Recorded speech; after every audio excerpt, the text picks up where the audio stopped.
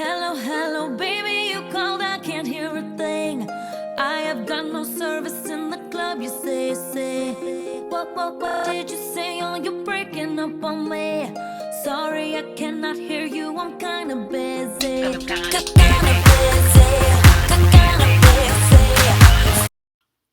Hello world.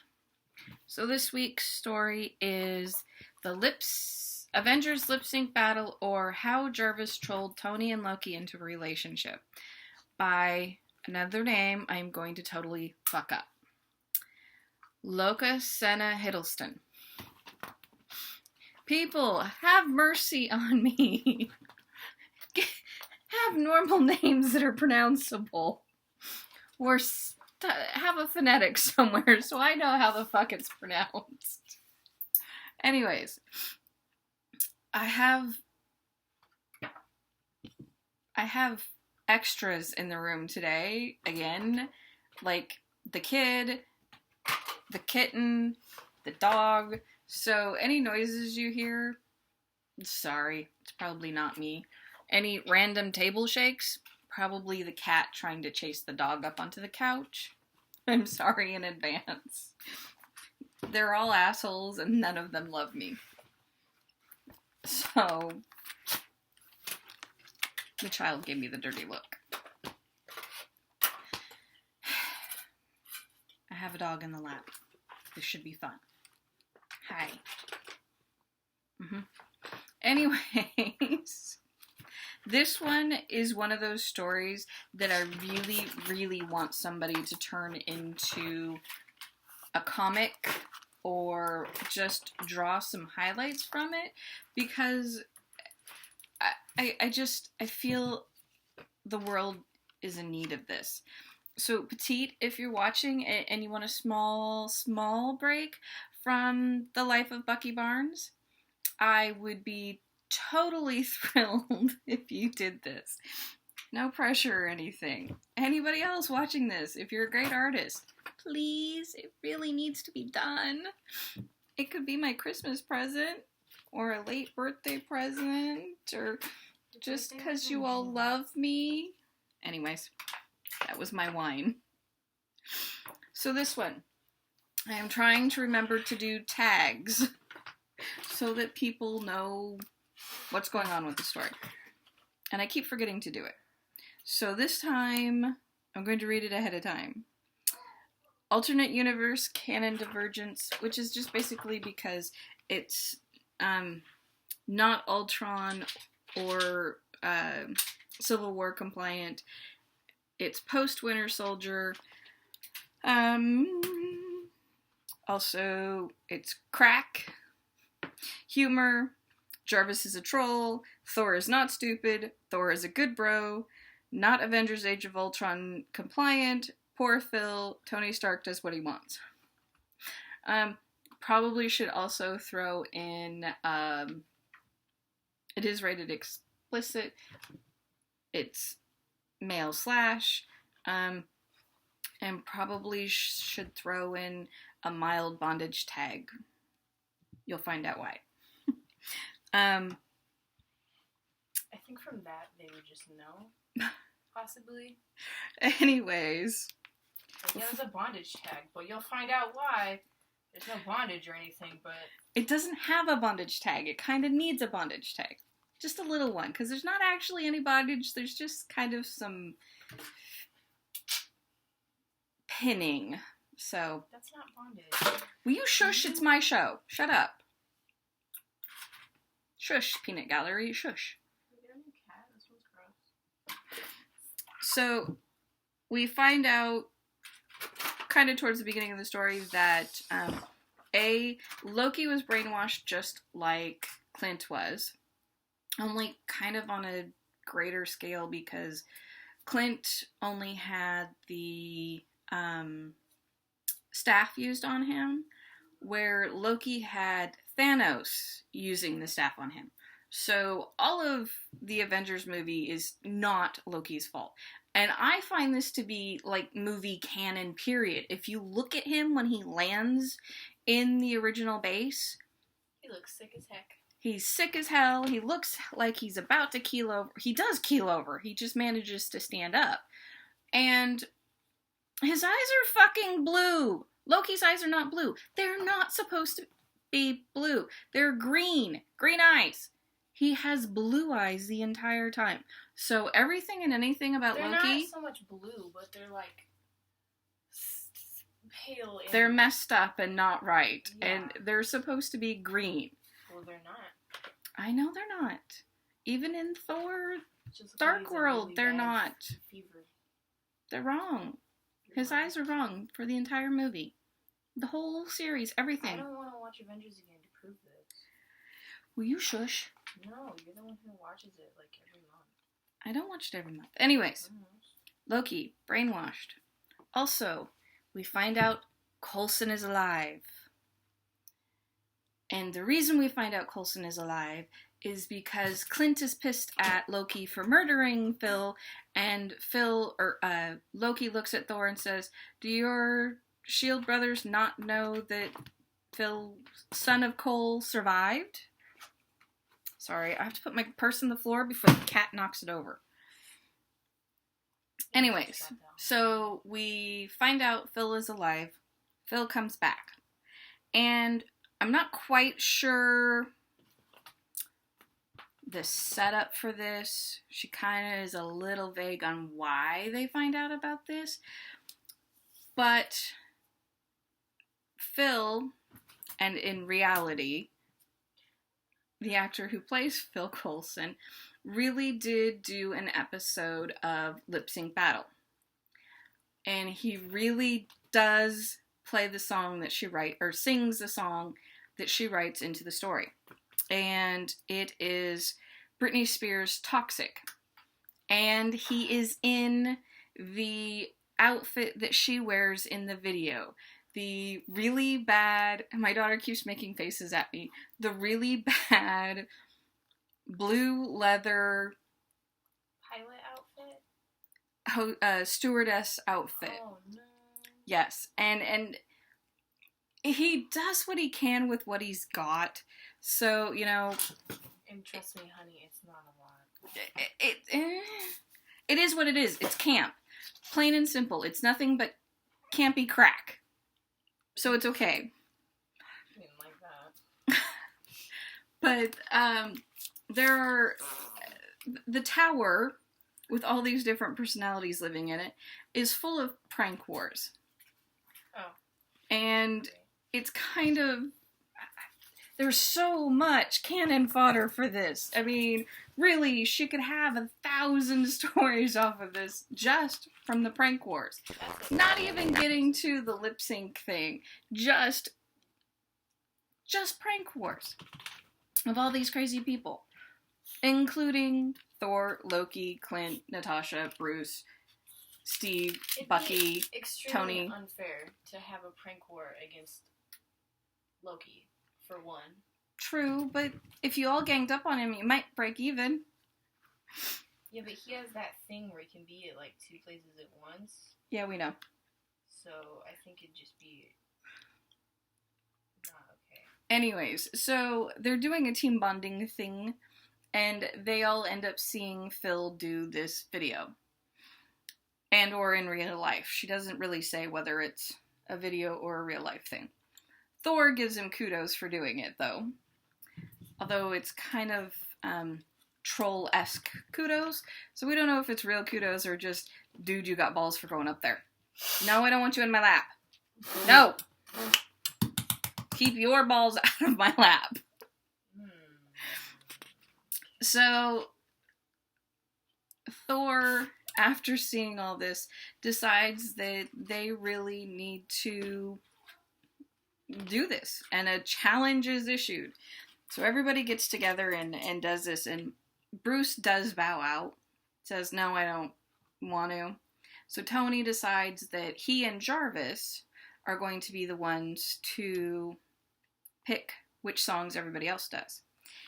And the lineup ends up being, Tony does Lady Gaga's Poker Face. Thor does the Jerry Halliwell version, which is, I think, Baby Spice.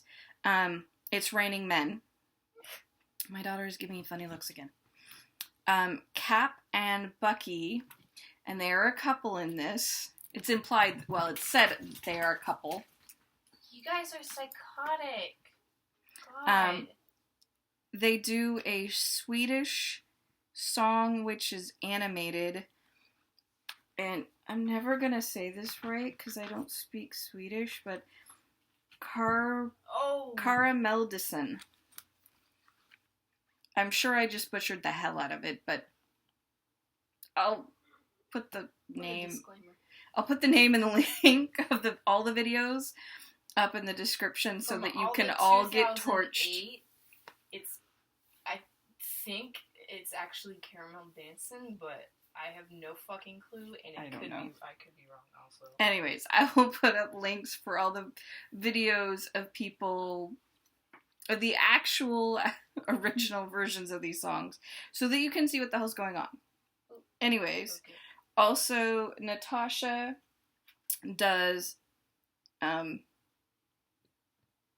never going to say it right. I always screw it up. She always picks on me. What is it? The Korean song style. Gangnam style. That thing. That thing that drove everybody insane a couple years ago. Still drives me insane. Clint does Justin Bieber's version of Baby. And Loki does Adam Lambert's version of For Your Entertainment. Or it's his song, I'm not sure. And see, I have this giant note. Please, someone draw these. Please? Please? You all love me, right? No. Anyways, after spending a millennia or two with Loki, Thor has no ability to be embarrassed anymore. It's been bred out of him way too long. You can't be the brother of the God of Mischief and still get embarrassed. It's just not gonna happen. Can't. So when he does, basically the Jerry Halliwell version is for those of us old enough to understand this reference. What reference? It's kind of a flash dance scenario. You say flash dance, I think flash mobs. Those are not the same thing. No, they are not the same thing. The DDR. Dancing by yourself in dance tights, panties, and a tank top to music that, kind of only you can hear. Mm-hmm. It adds extra stuff to it later because there's extra people, but it's an interesting little video. I will tag it. You have to watch it. Again, I want this in drawings. I'm doing pretty well, if you ask me. The outfits that Steve and Bucky end up wearing for their little lip sync battle, they're Lolita versions of their uniforms. So she keeps making faces at me. She's mean and evil. She doesn't love me. It's just an amazing, mental picture, honestly. So, they're basically tutus and tank tops, kind of a thing. Are they flower crowns? Should be. And the song is an animated cartoon of Swedish-esque girls dancing. I don't think it's actually Swedish. It's supposedly Swedish. I don't know. Anyways. I don't care. She calls it Swedish, so that's what I'm going with. Okay. The animated girls are... There's a blonde, a brunette, and a ginger. Are hip thrusting through the entire video, so that's what Steve and Bucky do, and I'm pretty sure the entire time Steve is the color of my nails. He is probably very, very red. And I just want somebody to draw this. I really do. The mental pictures for this entire story are great. kind of throws me back to Happy Lights and seeing Phil walk around the plane and his coat swirling and all that. If you went and watched that video, you should. It's one of the few I get mental pictures from. My child is sitting over here voguing. Using stick-on nails with top coat without nail glue. Then we have, like I said, Nat doing K-pop. And delicious. She has talked Bruce into helping her. So even though he said he wasn't going to be part of it, he is part of it anyways. And Bruce. Again with the hip thrusting and riding a fake horse. That video is just too hilarious. I don't know how anybody could not like that video. Oh. So, and then we finally get to Tony. And Tony, like I said, is Lady Gaga. And these are all full costumes, just like they're wearing in the videos. So he's got the 9-mile-long stiletto heels on, trying to dance. And in the video, she has Dalmatians. Well, instead of Dalmatians, Tony uses you and Dummy as the Dalmatians. So he's playing with them where she's playing with the dogs, and the suits are the other extras from the video. So cute. And the whole time Tony's doing his bit, he's praying to everything and everyone that his stilettos don't break. And really glad that he actually has the talent to wear them, because he did used to wear them occasionally in college. Hey, college age Tony was, 15. He had the balance. Fair. And then, so when Tony does his thing, we finally get to a little bit of the relationship setup, which is going to be Tony and Loki, obviously by the title. So we've got this, and Tony's in that bustier leather one-piece cat suit thingy that she wears. And Loki points out how well Tony looks in it. And that's the first little glimpse of a possibility of something later. And of course, Tony appreciates the compliment from Loki, because Loki wears leathers quite well. Yes, you in the back with your hand raised again. How did we get to this point that they're all doing this, by the way? It's just kind of thrown in there. I don't know. Messy. Because somebody had a plot bunny attack their brain. That's why we have this story. And after Tony and the whole pool and all that, because Tony did it right with the pool and everything, you have Justin Bieber's baby with Clint and Phil. And once you see Clint and Phil together, you understand why Clint might have been really, really pissed about Phil pretending to be dead for so long and not really being dead. And the fact that she put Justin Bieber in almost kills the story for me, because I can't stand him. He's an asshole, and I don't really like any of his music.